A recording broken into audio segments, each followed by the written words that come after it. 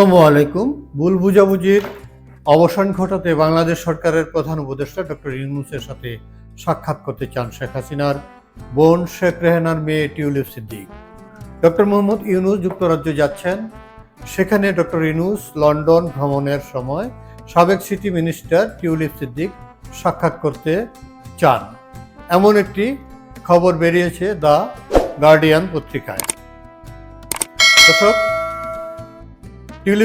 টিউলিপের বিরুদ্ধে দুদক যে অভিযোগ এনেছে সেই অভিযোগের প্রেক্ষিতে চাপের মুখে যুক্তরাজ্যের সিটি মিনিস্টার পদ ছাড়তে হয়েছে টিউলিপকে।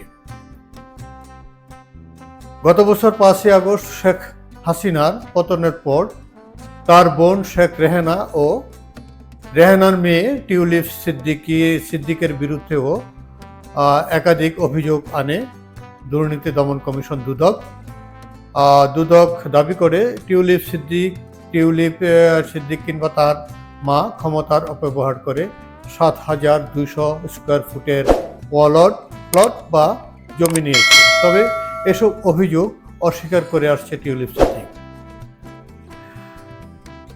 গার্ডিয়ান বলছে, নোবেল জয়ী অর্থনীতিবিদ মোহাম্মদ ইউনূসকে চিঠি দিয়েছে টিউলিপ।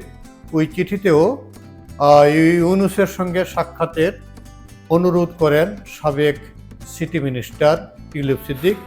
এ সাক্ষাতে চলমান বিতর্ক নিয়ে নিজের অবস্থান তুলে ধরতে চান তিনি।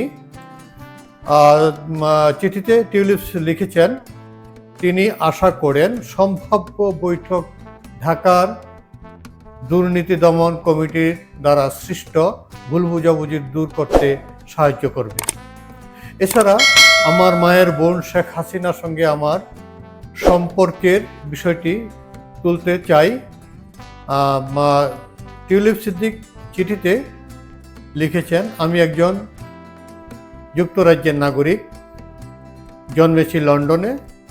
হ্যাম্পস্টেড ও হাউগেটের মানুষদের জনপ্রতিনিধি হিসেবে দীর্ঘ 1 দশক কাজ করেছি।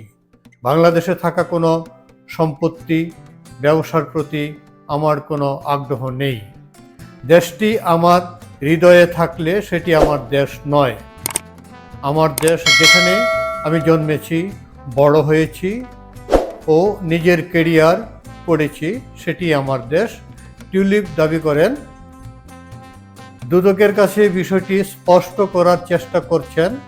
তার আইনজীবীর সাথে যোগাযোগ করতে দুদক অস্বীকৃতি করেছে।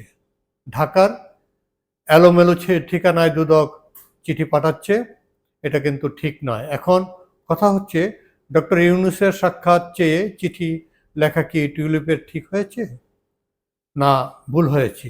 আর ডক্টর ইউনূস কি তাকে সাক্ষাৎ দেবেন? এমন প্রশ্ন নানান মহলে দেখা দিচ্ছে। গত মাসে বাংলাদেশে টিউলিপের বিরুদ্ধে গ্রেপ্তারি পরোয়ানা জারি করা হয়েছে। টিউলিপ সিদ্দিকীর দাবি করেছেন, তাকে বাংলাদেশে নিতে হলে যুক্তরাজ্য সরকারকে উপযুক্ত প্রমাণ দিতে হবে। দর্শক, আপনাদের কল্যাণ হোক। আল্লাহ হাফেজ।